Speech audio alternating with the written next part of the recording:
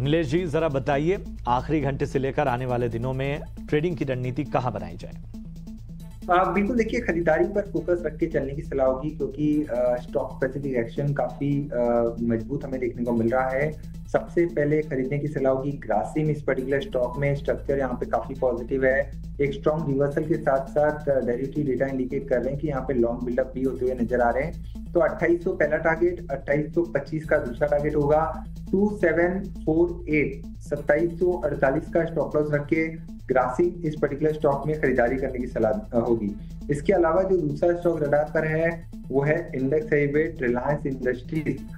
Multiple reason है। सबसे पहले तो स्टॉक में काफी अच्छा करेक्शन हम ऑलरेडी विटनेस कर चुके हैं और इस करेक्शन के बाद स्टॉक ऐसा लग रहा है कि एक मेजर बॉटमिंग प्रोसेस यहाँ पे बनाता हुआ नजर आ रहा है। आज एक bullish engulfing sort of pattern यहाँ पे बनता हुआ नजर आ रहा है। तो एक पुल बैक काफी समय से ड्यू है। इस पुल बैक को प्ले करने के लिए रिलायंस के स्पॉट लेवल्स में इसे लॉन्ग करके चल सकते हैं। 2675 जो आज का लो है वहां पे स्टॉप लॉस रखना होगा।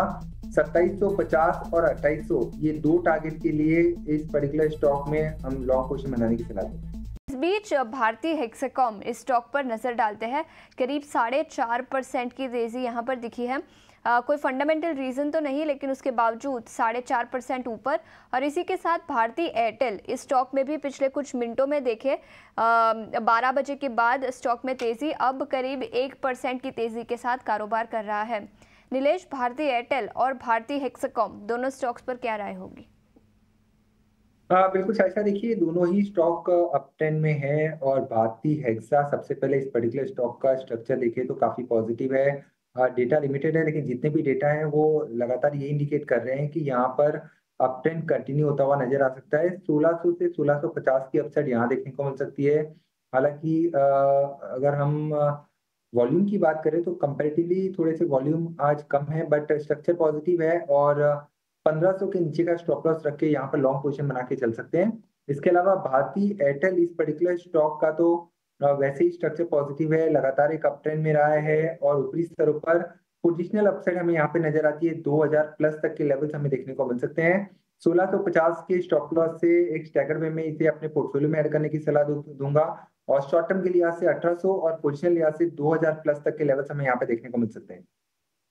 ठीक है, तो ये है राय एयरटेल पर इस वक्त नीलेश जी की तरफ से आती हुई। करते हैं पीवीआर आइनॉक्स की। वैसे तो देखा जाए तो ख़ास तौर पे जो गुजरे कई हफ्तों से जो ट्रेंड्स नज़र आ रहे हैं, ख़ास तौर पे रिलीज़ेस को लेके वो बहुत ज़्यादा पॉजिटिव नहीं है।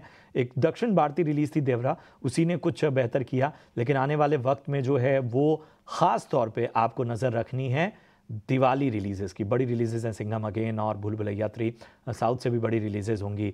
और इन सब को देखते हुए बैंक ऑफ अमेरिका ने एक जो ख़रीदारी की रेटिंग है उसको बरकरार रखा है और पीवीआर आइनॉक्स पे जो लक्ष्य है उसे बढ़ाकर 1860 किया है।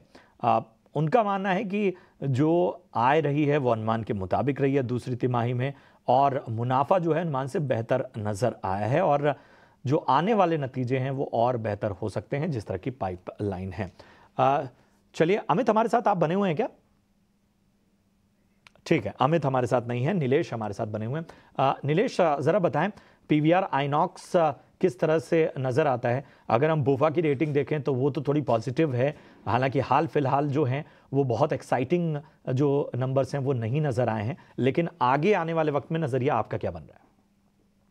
बिल्कुल देखिए, स्ट्रक्चर यहाँ पे थोड़ा सा पॉजिटिव साइड में डेवलप होता हुआ नजर आ रहा है। हमने कुछ समय पहले यहाँ पे एक गोल्डन क्रॉसओवर भी देखा था जहाँ पे 50 डे मूविंग एवरेज ने 200 डे मूविंग एवरेज को ऊपरी स्तरों पर क्रॉस किया है और अब अगर हम इमीडिएट सपोर्ट की बात करें तो 1550 का है। करंट लेवल पर अगर लॉन्ग पोजीशन है तो बने रह सकते हैं 1550 के स्टॉप लॉस से।